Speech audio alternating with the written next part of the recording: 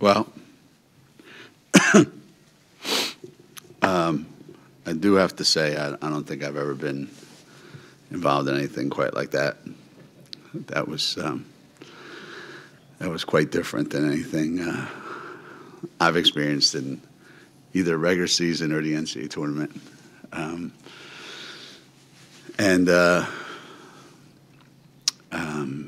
I thought we just took advantage of all the things that were available to us the entire game, and we're a really unselfish team, and we are really good at passing up some really easy shots for a great shot. We did that, and we just kept doing it, and that's kind of why what happened happened. 57 threes. I've never seen that in my life. Wow. God bless him. Okay, at this time we're going to have questions for the student athletes. We have senior Kia Nurse, junior Katie Lou Samuelson. And we have the microphone, please. We'll start here in the front.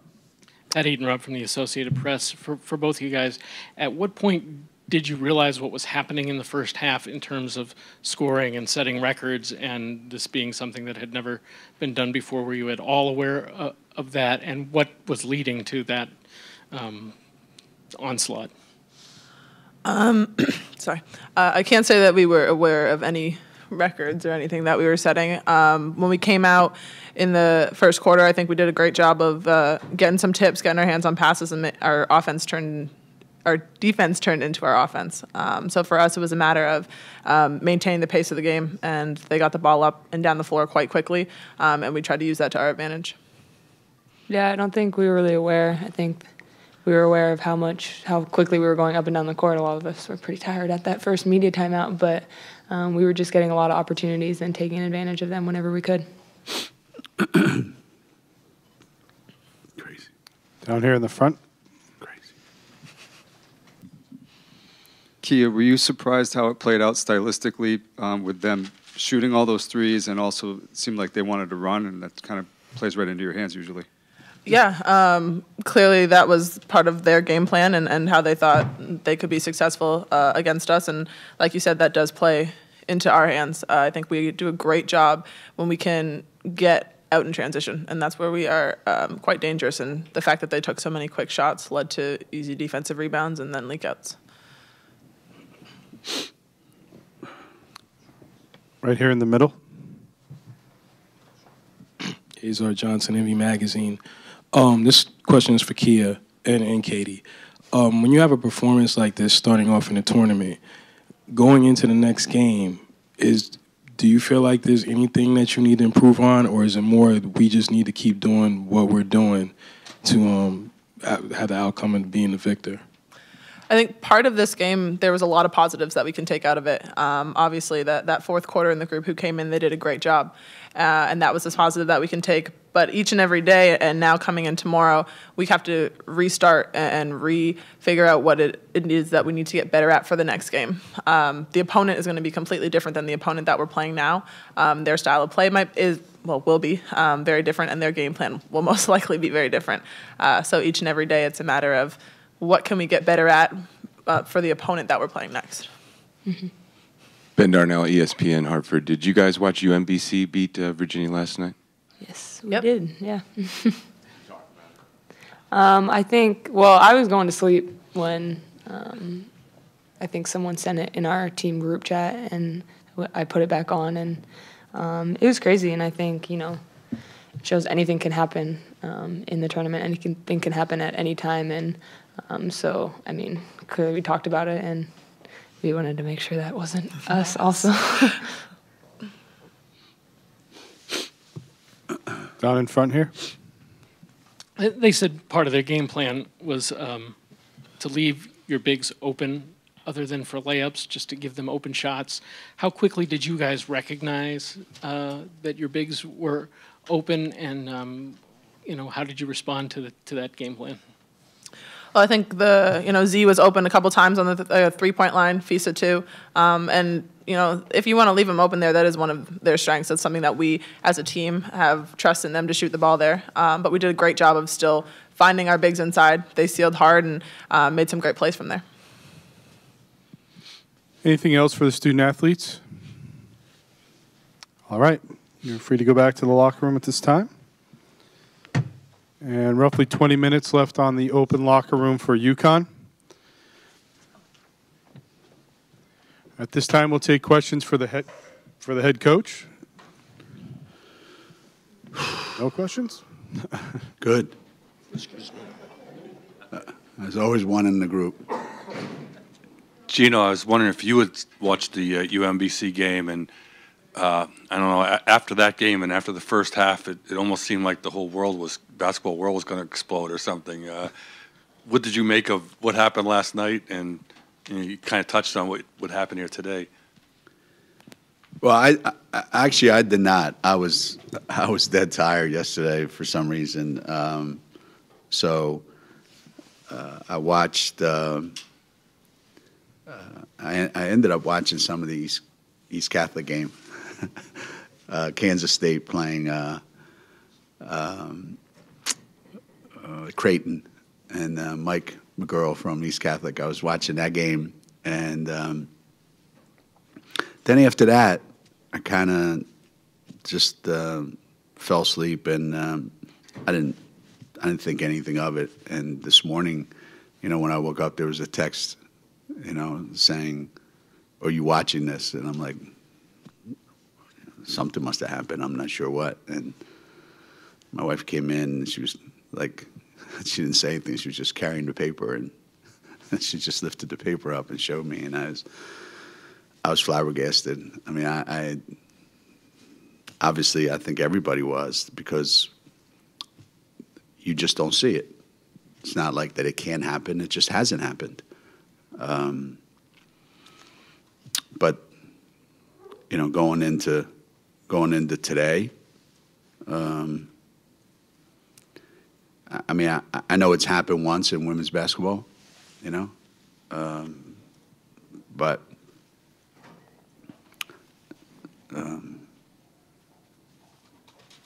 the biggest thing you worry about in a game like this is you can't get anything going offensively, and that kind of went away after the first 5 possessions. That you knew it was just going to be one of those days, and I like I said in my opening statement, I don't think I've ever seen anything like this. There was a point Lou was just talking about where she said there, she said, she said, "Coach, I was exhausted," and I looked up at the clock, and I said, "It's only the first quarter." Looked like one of those old Loyola Marymount games from Paul Westhead days. I've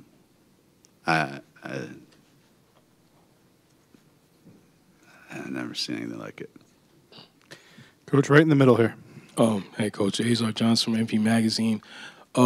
To kind of piggyback off the previous question with the upset last night, for years you've been criticized for playing at the pace even when you've had a big lead. Right. When you see a game like that, like last night, is that kind of like a "see, that's my point, I told you so" moment when you see because you don't want to be a team that a number 1 seed losing to number 16? Is that like kind of a main point? Yeah. I mean, we play a certain way. And these questions obviously are come up all the time about, when you have more talent than the other team, how are you supposed to approach that game? And I think if you approach it the wrong way and you're not completely ready, who's to say that team can't have a career day and then all of a sudden you can't get it going. Somebody told me the other day we're the only team in in women's basketball history since the tournament went to 64 teams that's never lost a first-round game. Now, you mean to tell me all those other teams that lost first-round games, they were equally talented as the team they lost to? No. So the fact that we generally don't lose to teams that aren't as talented as us, I shouldn't apologize for that. That's not my fault that we play well, regardless of whether we play teams that are in the top 5 in the country or in the, 305. I could care less. And if I played all my players 30 minutes every single night, we would have scores like this every night. So we play our guys the minimum number of minutes that they can play and still keep them fresh. And today was exactly the same way. The most anybody played on our team was Kia Nurse, played 29 minutes. Nafisa played 17, Gabby played 22, Crystal played 21, Azare played 15. This is the way St. Francis wanted to play. And this is the way the game was played out. Some games are a struggle. Today wasn't a struggle. And it could have been a lot worse. Coach, right down here. Coach, will playing Quinnipiac mean anything special to you in the second round?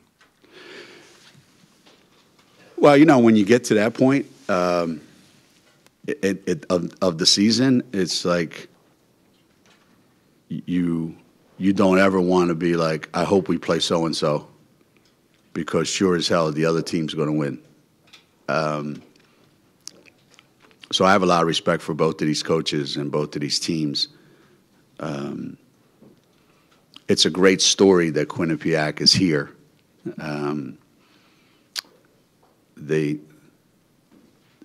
What they've done in the tournament over the years, they've earned that seeding. Whereas generally speaking, teams from their league aren't never seeded that high.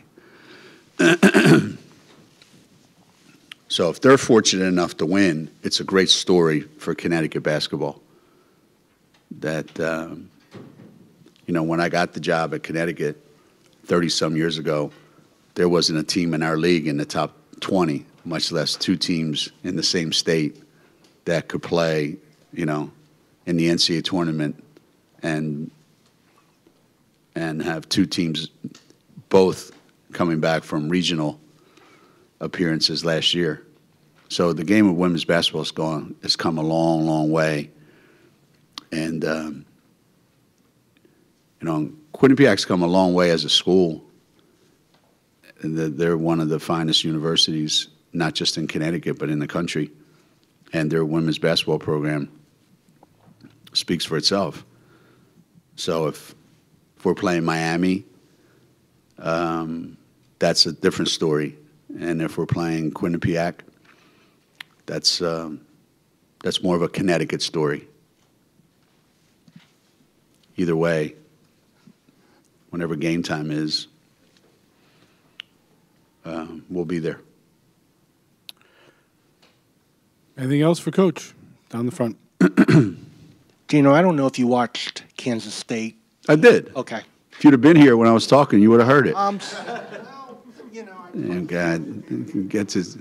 What's a special? So do you know where I'm going with this? McGurl? Yes. Yeah. He had 13 points all year, and he had 17 last night. The thing is, before the Kansas game last week, when two kids got hurt, he did not play in a game for a month. Yeah. What can you tell your bench about someone like him as an example? Well, especially did you talk to him? Did you talk about that? Yeah, no. All right. Well, but what can you? Especially when you're a freshman. Right. Especially when you're a freshman. And when you're a freshman, I think the expectation is that you're going to get an opportunity to play, and if that opportunity comes, you should be grateful. But if that opportunity doesn't present itself, it's probably because you don't deserve it yet. And if you change the way you act, change the way you practice, and if you do more, then you probably will get that opportunity. If you sit there and pout and feel sorry for yourself and complain, that opportunity is never going to come. So I'm sure what Mike did out there was, I'm sure what Luke taught him to do at East.